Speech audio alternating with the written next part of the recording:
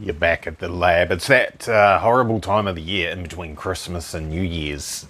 And basically, if you want certain things in New Zealand right now, tough luck, you're not going to get them. One of the things I wanted was some panel steel. I wanted some 1.6mm panel steel to carry on with the repairs on this thing behind me here. It wasn't going to be able to get easily. So I've done that job in 2mm thick instead. Bloody dogs in the background there. A dog. The job that I'm doing is that on the other side. See, it's all nice and flat, beautiful. And over here we've got wibbly wobbly, yucky. There's a couple of holes from rivets to hold some cable ties. Not concerned about that, but all the wibbly wobbliness there is not good. Now, back in the day, that was made from 1mm thick panel steel, which is extremely lightweight for chassis stuff, but it didn't really need to be much stronger than that. And then we bumped up the power, and then we bumped up the power, and then we bumped up the power, and then we put in a bigger clutch and a bigger clutch, and then we did a sequential gearbox, and suddenly things needed to be a bit stronger than what they were initially. So the physics of everything that's going on back here is that clearly that's the differential. It's mounted to a big, butty, strong as torque plate that holds the engine, and those front diff mounts come up through to here. So when you're an idiot and you're at the HoonCorp Auto Kana thingy and you're trying to drop the clutch and do big skids bro with your car, the front of the diff's not really going to move. That's pretty significantly fastened there. That won't go anywhere. So it's trying to do this, right? Because the wheels won't want to turn. And the prop shaft's all spinning. Which way is it spinning? Yeah, that way I think. And it tries to make it go up like this. So the front can't go up. So it tries to pull it back down instead. Interestingly, it hasn't smashed the case on this, which is something that they do on this style of cover, because there's only one mount point at the back and they just blow that out of the back of the case. We haven't done that yet. There's a few spare ones of those kicking around just in case. So the front can't go up, it's trying to turn this way, so it tries to pull it back down. So what it does is it just heaves on the whole rear subframe and tries to shove it downwards. When this was 1mm thick panel steel, basically, even though it's got 2 bolts in the side and 4 underneath, it just twists that whole chassis rail like that. Even though it's got a brace across here and all that sort of carry on, it just, because it couldn't pull this side down, because that's attached to the strut tower, which is attached to the roll cage, so it just goes like that. There's a video on that side. It was all buckled and twisted. We're not talking huge amounts, but you know, the inside edge was 5mm down from where it should have been, or thereabouts. So I kind of got that done, and just lost enthusiasm on it, and painted a thing blue. Yeah, it's all dusty, isn't it? And this is, don't know what that noise was. This is nearly finished. It's going to finish putting the roof on it properly, but I've kind of lost enthusiasm on that and gone meh, and started on this. So this is just about ready to, I'll throw some covers on some things so I don't get hurt, I suppose, and chop this piece here out. Yeah, I wish you could. You can't really see it on camera, but it's pretty wobbly. There's a little monster making all the noise. Jeez, she's full of energy. That one. I'm not sure if that was her barking or not. So here we go with our new section of chassis rail. 2mm thick, folded and welded along there. I haven't decided if that's going to the top or the bottom. That I'll probably put that at the top, I think, because the radius will fit inside the subframe nicer, and I don't know, who could do the math on that and figure it out? You might have to put it into a program to figure out which way is going to be stronger, the bends at the bottom or the bends at the top compared to the welds, right? Depends on which way the forces are going. That's ready to go. We're going to find the saber saw. Yes, my favourite tool. And we'll chop out the old one. Go walk all the way around the back of the car.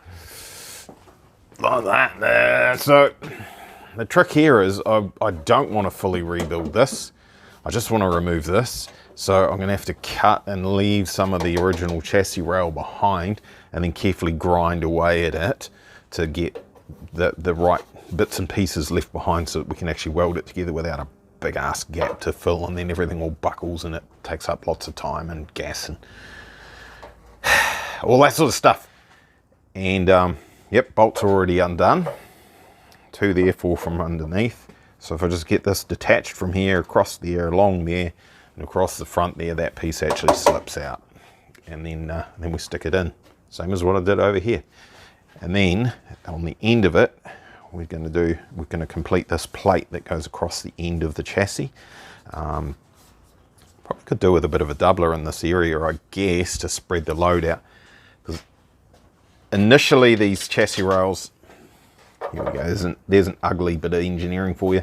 The chassis rails themselves didn't come all the way through to the end, and there's a thinner piece of steel sort of slapped over the top of it to give it some cushion, some crush if I managed to put it backwards into something and punt the back end. Oh, there's some ugly going on inside there, isn't it?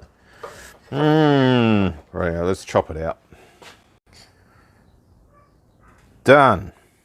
A little bit rough. That was just welded quite quickly. Didn't get too fussy with it. There's not really much point for what it is. It just needs to be structurally sound. This will look a little bit better with a little bit of paint on it perhaps, although silver is like the worst paint for hiding any sins, so to speak. You'll have to excuse the doggy in the background having some fun with ball. Yeah, it's good. There's a weld to do here. There's some paint to go on some things. And then basically the problem is there are absolutely no mounting points left for the diffuser that goes on the back. There was a bunch of rib nuts that ran across here, obviously all gone. Both sides of the chassis, that's a bit hard to see there. No mounting points in here or the other side. Fortunately, there's, just thinking carefully so I don't talk crap, there's basically 3 points of contact on the subframe that are still currently there and haven't been shifted. There's one down here, which doubles as a jacking point, and there's a couple of screws on the front. So I'll be able to pick it up, put it under there, put those 3 in. It should hold it in the general position, and we'll figure out if there's any tweaking to do. Get all the holes marked and drilled. Take the subframe, the diffuser back off and put a million billion rib nuts in. Now I can change this design at this point in time to have less screws across the back here because there's a whole crap load of them currently. And less might be better for maintenance. So yeah, what are we? It's Tuesday. It's the Tuesday between Christmas and New Year's. So there may be some shops open if I need some different screws or something. That, I was focusing on what I was doing with my hand and not with the camera. That's gone all wobbly from welding it at the bottom. It shrinks it at the bottom and then the top's too long and it goes all wibbly wobbly. So a little bit of a fix to do there. And we've apparently had a little bit of a fire going on here, but that's fine. See, this just comes off. Yeah, that's good. That's good. That'll be way stronger than what it was before. And I did have an idea this morning. I've been trying to come up with a way to support this in the vertical plane in a way other than just this attachment point on each side that goes on the chassis, because as we've found, that can still just twist that chassis rail over that way. It probably would have been a better design if that was vertical in the traditional way, but it's just the way things worked out and where things were. It made sense to do it this way initially, and then things have changed and maybe it's not so good anymore. I can put a plate on here and I can put a relatively small tube from there up to there, and that'll support this where it needs supporting, and it'll stop it doing this. Now I could even potentially go right the way through with like a set screw, so you can wind it all the way through it's just riv nuts on there, right? People will be like, oh no, you're supporting your whinge. But the fact that these chassis rails actually bent and the riv nuts didn't pull out of the chassis rails tells you that, well, it might tell some people that maybe they need to think a little bit harder about how useful riv nuts are. Was I saying, put set screws all the way through, put a plate on the top here that could actually have the tube welded to it, and it bolted up there. It'd be nice, wouldn't it? Then you can remove it if you need to. Now, this side probably doesn't really need the support as much as that side, because clearly the diff is here, and yeah, just quick eyeballing it, that's 20% of the way across. So 80% of the force from the diff trying to push down is going to be on this side, only 20% over there, or thereabouts. I suppose there's some thinking carefully. No, there won't really be any talking action going on there. On that, there's just a bearing, and it's a relatively straight line, so you're not going to get any sort of whip trying to push the subframe from that shaft mount. So there's some babble for your morning. I better get on with it. All of a sudden it was all back together. If you don't believe in climate change, it was nice this morning, it's crap now, so the climate has changed. It's New Year's Eve now. Done. Beauty, well, good enough. There's a join across there that wasn't there before, right?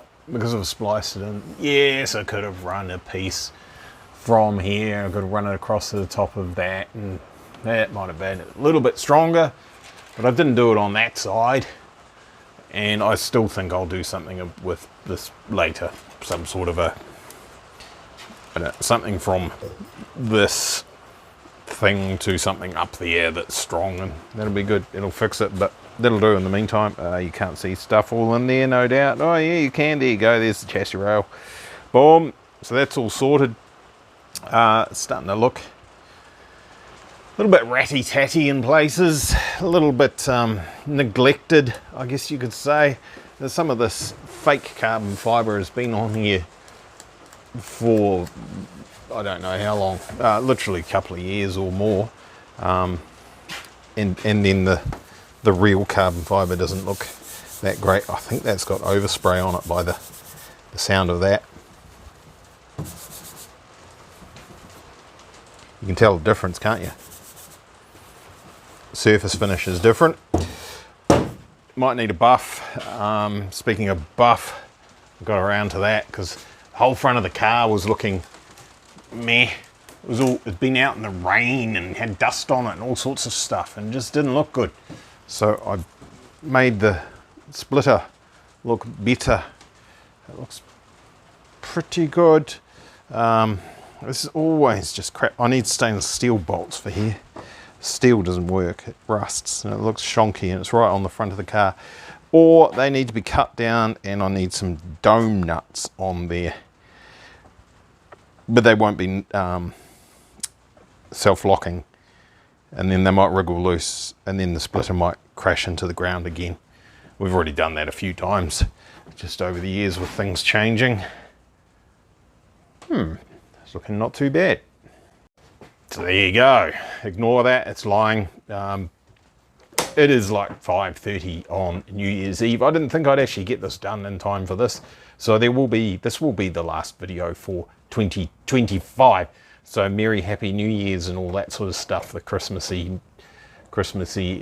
New Year'sy, new end of, start of, all that stuff. Yeah. See you next year. Cheers, bye.